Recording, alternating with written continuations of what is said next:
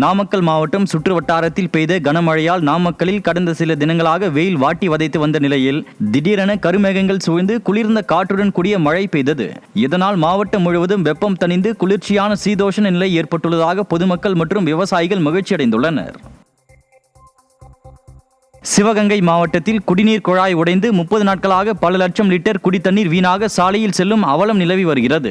ராணியூர் கண்மாய் பகுதியில் நாட்டரசன் கோட்டை செல்லும் சாலையில் காவிரி கூட்டு குடிநீர் விநியோகம் செய்யும் குழாய் சேதமடைந்து கடந்த 30 நாட்களாக பல லட்சம் லிட்டர் குடித்தண்ணீர் வீணாக செல்கிறது. கோடை காலத்தில் பல கிராமங்களில் குடிநீர் தட்டுப்பாடு நிலவும் நிலையில் சேதமடைந்த குழாயை சரி செய்யாமல் அதிகாரிகள் அலட்சியமாக இருந்து வருவதாக கிராம மக்கள் வேதனை தெரிவித்தனர். கரூர் மற்றும் சுற்றுவட்டார பகுதிகளில் குளிர்ந்த காற்றுடன் பெய்த மழையால் பொதுமக்கள் மகிழ்ச்சியடைந்தனர். கடந்த சில தினங்களாக வெயில் வாட்டி வதைத்து வந்த நிலையில் திடீரென கரூர் மற்றும் சுற்றுவட்டார பகுதிகளில் காற்றுடன் கூடிய மழை பெய்தது. கடும் வெயில் வாட்டி வதைத்து வந்த நிலையில் திடீரென குளிர்ந்த காற்றுடன் கூடிய மழை சுமார் அரை மணி நேரத்திற்கு மேலாக பெய்தது. வெப்பம் தணிந்து குளிர்ச்சியான சூழல் நிலவுவதால் பொதுமக்கள் மற்றும் விவசாயிகள் மகிழ்ச்சியடைந்தனர். தஞ்சாவூர் மாவட்டம் பாபநாசத்தில் உள்ள பிரசித்தி பெற்ற திருப்பாலைத்துறை பாலைவனநாதர் கோவிலின் கண்ணாடி பல்லாக்கு புறப்பாடு விழா கோலாகலமாக நடைபெற்றது.